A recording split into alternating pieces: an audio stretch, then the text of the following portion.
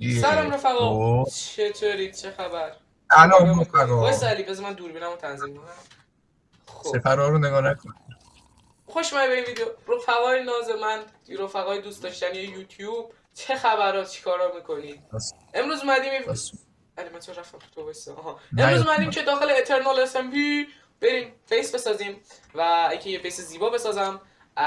این ویدیو جایزه داره، حتما تا آخر نگاه کنین. قرار من یه جا برم رندوم آرتیپی کنم، یه ست بذارم اونجا و کوردینیتشو بذارم. برید شما برید لذت کنید، منم سابسکرایب کنید و لایک و کامنت بذارید. این بنده خدا زدرم بهش برسید. من رفتم پایین چرا.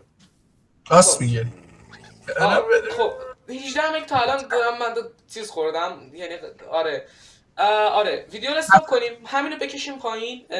یه چیز فعلا بکنیم یه جاییو، بعد بهتون نشون بگم چی کار رو باید انجام بدیم با اینکه حل.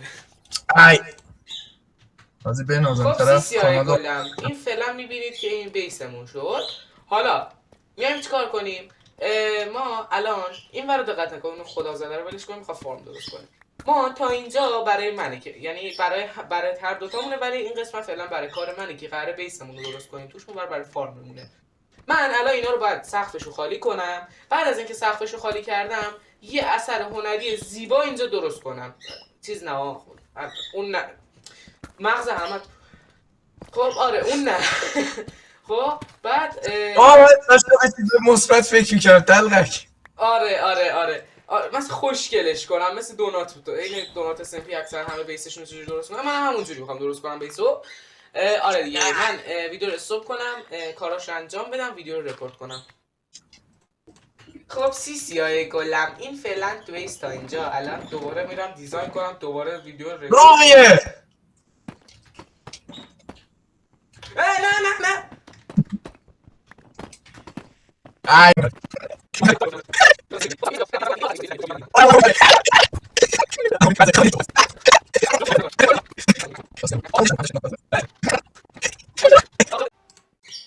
آقا یه لحظه بذار بیام. این بود ویدیو بیس ساختن. امیدوارم که از این ویدیو خوشتون بیاد. سابسکرایب کنید، دومین بار دارم میگم سابسکرایب کنید، لایک کنید، کامنت بذارید، کامنت آتیش و قلب بذارید. واقعا خوشحال شدم، پاره شدم سر خدایا. ولی یکم کار داره، حالا تو ویدیو آینده کاراشو انجام میدم. حالا اینجا رو باید چس بکارم، حالا تو ویدیو بعدی نشون میدم. این ویدیو اگه 100 تا لایک بخوره، استار رو توی این سرور ترپ میکنم. نه، خود آروادو رو، اونر سرور رو تو این سرور ترپ میکنم. خوبه؟ به ویدیو دیگر خدا نگهدار.